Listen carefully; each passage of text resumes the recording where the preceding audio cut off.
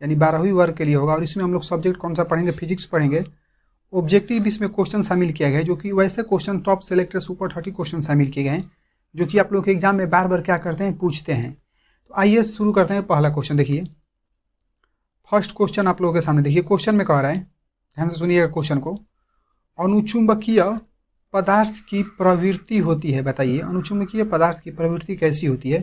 तो स्थिर होती है, शून्य होती है, अनंत होती है, या चुंबकीय क्षेत्र पर निर्भर करती है। देखिए अनुचुंबकीय पदार्थ की जो प्रकृति होती है, ये चुंबकीय क्षेत्र पर क्या करती है, निर्भर करती है। यानी कि यहाँ पर क्या हो जाएगा, जो फर्स्ट नंबर है इसका क्या निकल कर आ गया, डी नंबर। आगे बढ़ते हैं अगले क्वेश्चन की तरफ में, बिल्कुल समय नहीं ले जाएगा, फटाफट बढ़ते चलेंगे हम लोग। देखिए क्वेश्चन नंबर सेकंड में कह रहा है, आवेश के क्षेत्र, आवेश के पृष्ठ तनाव का मात्रक होता है, बताइए आवेश के क्षेत्र का, आवेश के पृष्ठ तनाव का मात्रक कितना होता है। ऑप्शन में दिया है कूलाम प्रति मीटर स्क्वायर, न्यूटन प्रति मीटर, और कूलाम प्रति वोल्ट, और कूलाम मीटर। देखिए यहाँ पर जो सेकेंड नंबर है इसका क्या हो जाएगा, यहाँ पर जो चारों ऑप्शन दिया इसमें से क्या हो जाएगा, डी नंबर हो जाएगा, सॉरी यहाँ पर हो जाएगा ए नंबर, कूलाम प्रति मीटर स्क्वायर। यानी कि जो सेकेंड नंबर है, सेकेंड का क्या हो जाएगा, यहाँ पर इसका ऑप्शन नंबर जो है ए सही हो जाएगा। तो चलिए आगे बढ़ते हैं क्वेश्चन नंबर अगले के तरफ में। क्वेश्चन नंबर 3 देखिए, क्वेश्चन नंबर 3 यहाँ पर कह रहा है क्वेश्चन में कि जितने समय में, ध्यान से सुनिएगा, जितने समय में किसी रेडियो एक्टिव पदार्थ अपने प्रारंभिक परिणाम से आधी हो जाती है उसे कहते हैं, बताइए जितने समय में रेडियो एक्टिव जो पदार्थ है अपने प्रारंभिक परिणाम की क्या हो जाएगी, आधी हो जाएगी, तो उसको हम लोग क्या बोलते हैं। देखिए जो यहाँ पर 3 नंबर है इसका ऑप्शन पहले सुनिए, औसत आयु, अर्ध आयु, आवर्तकाल, या अपक्षय नियतांक। तो देखिए यहाँ पर जो 3 नंबर है इससे क्या हो जाएगा, अर्ध, इसको आयु बोलते हैं, यानी जितने समय में आधी हो जाएगी। तो यहाँ पर भी आधी लिखा है और यहाँ पर भी आधी लिखा है, ये ट्रिक समझिए आप लोग, कभी भी गलती नहीं होगा। यानी कि जो 3 नंबर इसका क्या हो जाएगा, 3 का बी नंबर। आगे बढ़ते हैं अगले क्वेश्चन की तरफ में। देखिए क्वेश्चन नंबर 4 देखिए, क्वेश्चन नंबर 4 में दिया है कि डायनेमो जो होता है, डायनेमो के कार्य का सिद्धांत का आधार क्या है, बताइए। ऑप्शन में दिया है धारा के ऊष्मीय प्रभाव, विद्युत के चुंबकीय प्रभाव, प्रेरित चुंबकत्व पर, या प्रेरित विद्युत्व पर। तो देखिए यहाँ पे जो 4 नंबर है, डायनेमो का क्या कह रहा है कि कार्य का जो सिद्धांत है किस पर आधारित है, बताइए। देखिए यहाँ पे जो 4 हो जाएगा, क्या हो जाएगा, विद्युत चुंबकीय प्रेरण पर ये कार्य करता है, इस पर आधारित होता है। यानी कि जो 4 नंबर है इसका क्या सही हो गया, बी नंबर। तो आगे बढ़ते हैं हम लोग। देखिए क्वेश्चन नंबर नेक्स्ट 5 नंबर पर चलिए। देखिए क्वेश्चन नंबर 5, देखिए क्वेश्चन नंबर 5 में कह रहा है कि विभवांतर, एक सेकंड, हाँ देखिए कह रहा है कि स्थिर विभवांतर पर किसी विद्युत परिपथ का प्रतिरोध, क्या कह रहा है, किसी विद्युत परिपथ का प्रतिरोध आधा कर दिया जाए तो उत्पन्न ऊष्मा का मान जो होता है कितना होता है।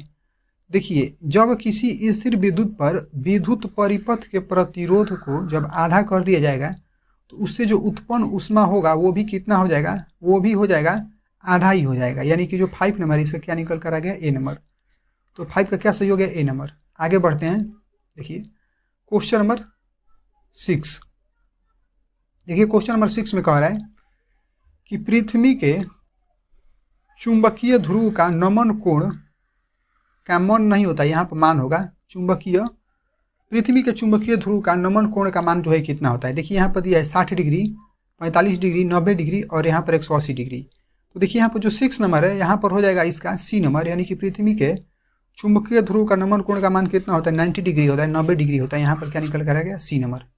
आगे बढ़ते हैं अगला क्वेश्चन। देखिए क्वेश्चन नंबर 7, देखिए क्वेश्चन नंबर 7 में कह रहा है कि आदर्श मीटर का प्रतिरोध होता है, बताइए शून्य होता है, बहुत कम होता है, या बहुत अधिक होता है, अनंत होता है।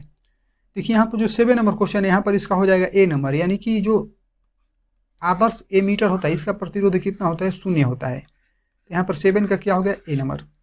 आगे बढ़ते हैं अगले क्वेश्चन की तरफ में। देखिए क्वेश्चन नंबर 8, देखिए क्वेश्चन नंबर 8 बहुत ही जबरदस्त सवाल आप लोगों के लिए यहाँ पर लाया गया है। देखिए क्वेश्चन में कह रहे हैं कि एक उत्तल लेंस को पानी में डुबाया जाता है तो अब यह व्यवहार कैसे करता है। यानी कि जब उत्तल लेंस को आप पानी में डुबाइएगा तो ये जो है किस लेंस की तरह व्यवहार करता है। ऑप्शन में दिया है उत्तल लेंस की तरह, बी में दिया अपसारी लेंस की तरह, और सी में दिया है प्रिज्म की तरह, और डी में दिया अवतल लेंस की तरह। देखिए जब उत्तल लेंस को आप पानी में डुबोइएगा तो ये जो है उत्तल लेंस की तरह क्या करेगा, व्यवहार करेगा, यानी कि जो 8 नंबर है इसका क्या सही हो जाएगा, ए नंबर। आगे बढ़ते हैं नेक्स्ट क्वेश्चन की तरफ में। देखिए नेक्स्ट क्वेश्चन नंबर 9। देखिए क्वेश्चन नंबर 9 में कह रहा है ताप बढ़ने से, ध्यान से सुनिएगा, ताप बढ़ने से अर्धचालक का विशिष्ट प्रतिरोध जो होता है कैसा होता है, यानी कि बढ़ता है, घटता है, अपरिवर्तित रहता है या शून्य हो जाता है। तो देखिए ताप बढ़ने से अर्धचालक का जो प्रतिरोध होता है वो क्या हो जाता है, घटता है। ध्यान दीजिएगा, जब यहाँ पर ताप बढ़ेगा तो उसके अर्धचालक का प्रतिरोध क्या होगा, घट जाएगा, यानी कि जो 9 नंबर इसे क्या सही निकल कर आएगा, बी नंबर। आगे बढ़ते हैं हम लोग अगले क्वेश्चन की तरफ में। देखिए क्वेश्चन नंबर नेक्स्ट, देखिए 10 में दिया है यहाँ पर। देखिए क्वेश्चन नंबर 10 में दिया है कि 60 वाट, ध्यान से सुनिए, 60 वाट और 40 वाट के 2 बल्ब यदि श्रेणी क्रम में जोड़े जाएं तो उनसे सम्मिलित जो है शक्ति कितनी होगी। तो देखिए यहाँ पर जब भी इस तरीके का क्वेश्चन देगा, दोनों वाट में रहेगा और बल्ब के बारे में कह रहा है और किस में जोड़ा जाएगा, श्रेणी क्रम में जोड़ा जाएगा। यहाँ पर देखिएगा श्रेणी क्रम में जोड़ा जाएगा, तो इसका आंसर वही होगा जो इन दोनों को जोड़ने पर आएगा। तो इन दोनों को जोड़ने पर कितना आ जाएगा, 100 और वाट दिया है तो वाट देख सकते हैं। अच्छा यहाँ पर एक सेकंड, इसको ऐसे करिए, ये कितना हो जाएगा, 100 वाट। तो आप लोग देख सकते हैं कि किस ऑप्शन में आया है, ऑप्शन नंबर ए में आया है। तो यहाँ पर क्या हो जाएगा, 10 का ए जो है सही हो जाएगा। आगे बढ़ते हैं नेक्स्ट क्वेश्चन नंबर 11। देखिए क्वेश्चन नंबर 11, आइए देखिए शुरू करते हैं। देखिए क्वेश्चन नंबर 11 में कह रहा है किसी बिंदुवत स्रोत से परिमित दूरी पर तरंगाग्र होता है। बताइए किसी बिंदुवत स्रोत से परिमित दूरी पर तरंगाग्र जो है कितना होता है। तो गोलाकार होता है, बेलनाकार होता है, समतल होता है या वृत्ताकार होता है। देखिए जो 11 नंबर क्वेश्चन है यहाँ पर इसका हो जाएगा गोलाकार होता है। कितना होता है, गोलाकार होता है। तो जो 11 नंबर इसका हो गया ऑप्शन नंबर ए। आगे बढ़ते हैं अगले क्वेश्चन की तरफ में। देखिए क्वेश्चन नंबर 12। क्वेश्चन नंबर 12 में कह रहा है कि प्रकाश के रंग का कारण क्या है। बताइए जो भी प्रकाश है उसके आखिर रंग का कारण क्या है, इसकी प्रवृत्ति है, इसका वेग है, या इसका कला है, या इसका आयाम है। देखिए यहाँ पर जो 12 नंबर है इसका क्या हो जाएगा, 12 का हो जाएगा इसकी आवृत्ति। तो आवृत्ति देखिए किस ऑप्शन में दिया है, ए नंबर में दिया है। तो यहाँ पर क्या हो जाएगा, ए नंबर। इसको आप लोग रट्टा मार लीजिएगा, एग्जाम में आपका 100% आने वाला है। तो यहाँ पर देखिए इसका क्या हो गया, 12 का हो गया। आगे बढ़ते हैं क्वेश्चन नंबर 13। देखिए क्वेश्चन नंबर 13 में दिया है बेलनाकार लेंस का व्यवहार, बेलनाकार लेंस का व्यवहार किया जाता है तो आंख के उस दोष को दूर करने के लिए जिसे कहा जाता है। कहने का मतलब ये है कि जब बेलनाकार लेंस का व्यवहार किया जाता है तो किस दोष को दूर किया जाता है। तो देखिए ऑप्शन में दिया है निकट दृष्टिता, दीर्घ दृष्टिता, उसके बाद दिया है एस्टिग्मैटिज्म, और ऑप्शन नंबर जो डी दिया है जारा दृष्टिता। देखिए जो 13 नंबर क्वेश्चन है यहाँ पर इसका क्या हो जाएगा, यहाँ पर ऑप्शन में इसका क्या हो जाएगा, सी, यानी कि एस्टिग्मैटिज्म। ऑप्शन नंबर यहाँ पर सी सही हो जाएगा। आगे बढ़ते हैं नेक्स्ट क्वेश्चन। देखिए क्वेश्चन नंबर 14। देखिए क्वेश्चन नंबर 14 में क्या कह रहा है कि जब किसी वस्तु को आवेशित किया जाता है, ध्यान से सुनिएगा, जब किसी वस्तु को क्या किया जाता है, आवेशित किया जाता है तो उसका द्रव्यमान बताइए क्या होता है, घटता है, बढ़ता है, पहले दिया, उसके बाद दिया घटता है, अचर रहता है, बढ़ या घाट नहीं होगा, यहाँ पर क्या हो जाएगा, घट सकता है, यानी कि घटेगा या बढ़ेगा। बताइए देखिए यहाँ पर जो 14 नंबर है यहाँ पर इसका क्या सही हो जाएगा, डी नंबर, यानी कि बढ़ भी सकता है और बढ़ या घट सकता है। तो यहाँ पर जो 14 नंबर इसका क्या हो जाएगा, ऑप्शन नंबर डी। आगे बढ़ते हैं। देखिए क्वेश्चन नंबर अगला क्वेश्चन नंबर 15। देखिए क्वेश्चन नंबर 15 में कह रहा है कि किसी चालक का विशिष्ट प्रतिरोध बढ़ता है। बताइए किसी चालक का विशिष्ट प्रतिरोध कब बढ़ता है, तापक्रम बढ़ने से, या अनुप्रस्थ काट के क्षेत्रफल बढ़ने पर, लंबाई घटने पर, या अनुप्रस्थ काट का क्षेत्रफल जो है घटने पर। देखिए यहाँ पर जो 15 नंबर है, किसी चालक का प्रतिरोध जो है ताप बढ़ने पर क्या होता है, उसका प्रतिरोध जो है बढ़ जाता है। तो यहाँ पर क्या हो गया, 15 का ए नंबर इसका सही हो गया। आगे देखिए नेक्स्ट क्वेश्चन, क्वेश्चन नंबर 16। देखिए क्वेश्चन नंबर यहाँ पर 15 का क्या हो गया, ए नंबर। आगे देखिए क्वेश्चन में जो 16 यहाँ पर है, चलिए देखिए क्वेश्चन नंबर 16 में कह रहा है किसी प्रिज्म पर एक कवड़ी कैसा है प्रकाश, एक कवड़ी प्रकाश के आपतित होने पर, ध्यान से सुनिएगा, आपतित कह रहे हैं, आपतित होने पर निम्न में से कौन सी घटना होती है। वर्ण विक्षेपण होता है, विचलन होता है, व्यतिकरण होता है, या उपरोक्त सभी होता है। अच्छा यहाँ पर अपरोक्त नहीं होगा, क्या होगा, उपरोक्त होगा, ध्यान दीजिएगा, उपरोक्त सभी। देखिए यहाँ पर जो 16 नंबर क्वेश्चन है, यहाँ पर इसका आंसर क्या हो जाएगा, बी नंबर। यानी कि इसकी जो घटना होती है उसको हम लोग क्या बोलते हैं, प्रिज्म से जब एक वर्णी प्रकाश की आपतित होती है तो हम लोग उसको क्या बोलते हैं, विचलन बोलते हैं। यानी कि जो 16 नंबर इससे क्या निकल कर आ गया, बी नंबर। आगे देखिए क्वेश्चन नंबर 17। देखिए क्वेश्चन नंबर 17 में कह रहा है, प्रकाश तंतु संचार में से किस घटना पर आधारित है, बताइए। प्रकाश तंतु जो संचार है निम्नलिखित में से किस घटना पर आधारित है, पूर्ण आंतरिक परावर्तन पर, प्रकीर्णन पर, या परावर्तन पर, या व्यतिकरण पर। देखिए यहाँ पर जो 17 नंबर हो जाएगा इसका, ये किस पर निर्भर करता है, पूर्ण आंतरिक परावर्तन पर निर्भर करता है। यानी कि यहाँ पर 17 का क्या हो जाएगा, ऑप्शन नंबर ए जो है राइट हो जाएगा।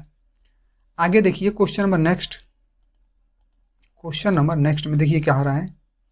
अच्छा देखिए क्वेश्चन नंबर अगला में कह रहा है कि चुंबकीय द्विध्रुव की आघूर्ण, अच्छा चुंबकीय द्विध्रुव आघूर्ण की एक जो है सदिश राशि है, तो ये जो है निर्दिष्ट होती है किसके द्वारा। यानी कहने का मतलब ये है कि जब किसी चुंबकीय की द्विध्रुव आघूर्ण एक राशि जो है कैसी होती है, सदिश राशि होती है, तो वो कैसे निर्दिष्ट होती है, यानी बताती है। देखिए दक्षिण से उत्तर की ओर, या उत्तर से दक्षिण की ओर, पूरब से पश्चिम की ओर, या पश्चिम से पूरब की ओर।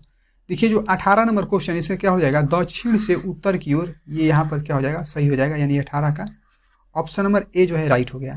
आगे बढ़ते हैं नेक्स्ट क्वेश्चन की तरफ में। देखिए क्वेश्चन नंबर 19 में देखिए क्या कह रहे हैं, दृष्टि दोष को दूर करने के लिए, ध्यान से सुनिएगा, दृष्टि दोष को, अच्छा दृष्टि दोष नहीं है, दूरदृष्टि दोष है। दूरदृष्टि दोष को दूर करने के लिए प्रयुक्त लेंस यानी कि किस लेंस का उपयोग किया जाता है। तो देखिए ऑप्शन में दिया है उत्तल लेंस, अवतल लेंस, बेलनाकार लेंस और समतल उत्तल।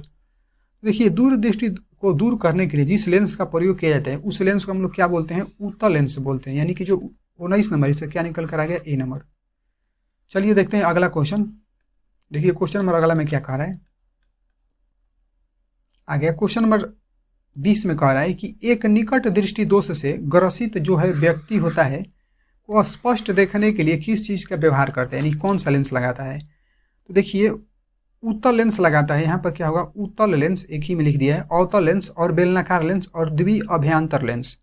देखिए यहाँ पर जो 20 नंबर है, यानी कि जो व्यक्ति जो है यहाँ पर दूरदृष्टि दोष से क्या हो जाता है, ग्रसित हो जाता है, तो ये जो है अवतल लेंस क्या करते हैं, अवतल लेंस का व्यवहार करते हैं। यानी कि जो 20 नंबर इससे क्या हो गया, बी नंबर सही हो गया।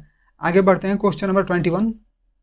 देखिए क्वेश्चन नंबर 21 में क्या कह रहा है कि विद्युत हीटर में जिस तत्व का व्यवहार किया जाता है वो जो है तत्व है किस तरह का तत्व होता है। तो देखिए तांबा होता है, प्लेटिनम होता है, या टंगस्टन होता है, या निक्रोम होता है। तो देखिए विद्युत हीटर के बारे में क्वेश्चन में कह रहा है विद्युत हीटर, तो यहाँ पर जो है निक्रोम हो जाएगा। यानी कि यहाँ पर क्या हो जाएगा, जो 20 नंबर से क्या हो जाएगा, डी नंबर।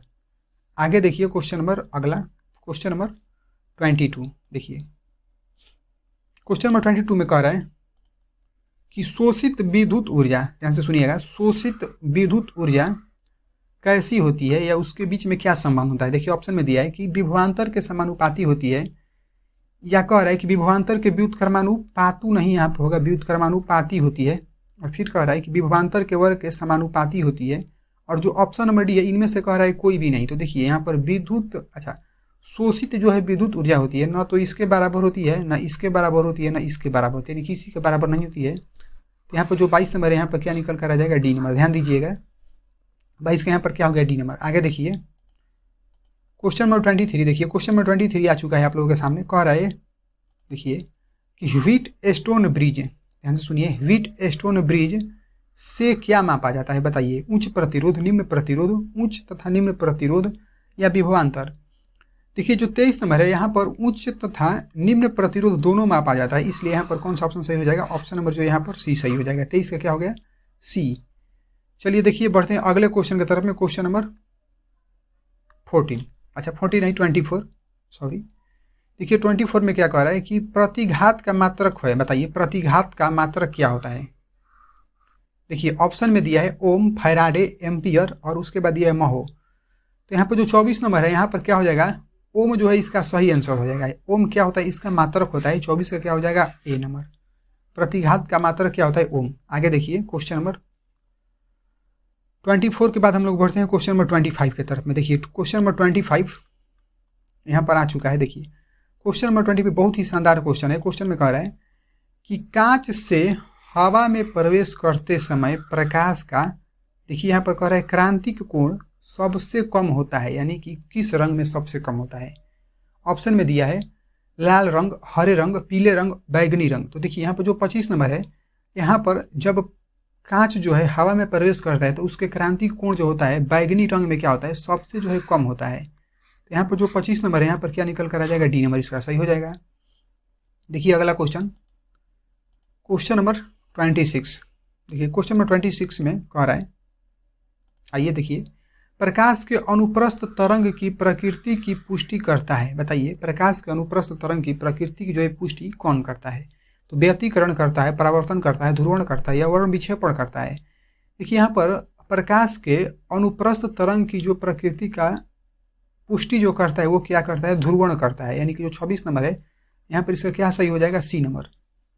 आगे देखिए क्वेश्चन नंबर 27। देखिए क्वेश्चन नंबर 27 में कह रहा है उत्सर्जित फोटो इलेक्ट्रॉन, ध्यान से सुनिएगा, उत्सर्जित फोटो इलेक्ट्रॉन की ऊर्जा निर्भर करती है, किस पर निर्भर करती है, प्रकाश की तीव्रता पर या प्रकाश के तरंग दैर्घ्य पर, प्रकाश अच्छा धातु के कार्य फलन पर, या इनमें से कोई नहीं। देखिए जो 27 नंबर क्वेश्चन है यहाँ पर प्रकाश अच्छा उत्सर्जित फोटो इलेक्ट्रॉन की जो ऊर्जा निर्भर करती है किस पर करती है, प्रकाश के तरंग दैर्घ्य पर निर्भर करती है। यानी कि यहाँ पर 27 का क्या हो जाएगा, सही बी नंबर ऑप्शन जो है सही हो जाएगा, 27 का बी। आगे देखिए क्वेश्चन नंबर 28 यानी 28। क्वेश्चन नंबर 28 किधर है, आ गया। देखिए क्वेश्चन नंबर 28 में कह रहे हैं, ध्यान से सुनिएगा, इनमें से कौन आवेश रहित है, यानी कि आवेश रहित इसमें बताना है कौन सा है। देखिए ऑप्शन में दिया अल्फा कण, बीटा कण, फोटान कण और प्रोटॉन। अच्छा फोटान दिया है। देखिए जो 28 नंबर है यहाँ पर इसका ऑप्शन क्या हो जाएगा, फोटान कण। आवेश रहित जब भी कहेगा तो आप लगाइएगा फोटान पर। तो यहाँ पर क्या हो गया, 28 नंबर जो है इसका निकल कर आ गया, सी नंबर जो है क्या हो गया, सही हो गया। आगे देखिए क्वेश्चन नंबर 29। देखिए क्वेश्चन नंबर 29 में कह रहा है हाइड्रोजन स्पेक्ट्रम की कौन सी श्रेणी, ध्यान से सुनिए, हाइड्रोजन स्पेक्ट्रम की कौन सी श्रेणी जो है अवरक्त भाग में नहीं पड़ती है। ध्यान दीजिएगा, नहीं पूछ रहा है क्वेश्चन में, ऑप्शन को सुनिए। देखिए क्वेश्चन में कह रहा है हम्फ्रीज श्रेणी, फूड श्रेणी, बैकेट श्रेणी या लाइमन श्रेणी। देखिए जो 29 नंबर क्वेश्चन है यहाँ पर नहीं जो पूछ रहा है इसके लिए ये भी पाया जाता है, ये भी पाया जाता है, ये भी पाया जाता है, यानी कि ए बी सी तीनों पाया जाता है, लेकिन यहाँ पर लाइमन जो है श्रेणी इसमें नहीं पाया जाता है। तो इसलिए क्या हो जाएगा, ऑप्शन नंबर जो है डी है, ये क्या हो जाएगा, 29 का डी सही हो जाएगा। देखिए नेक्स्ट क्वेश्चन, क्वेश्चन नंबर 30।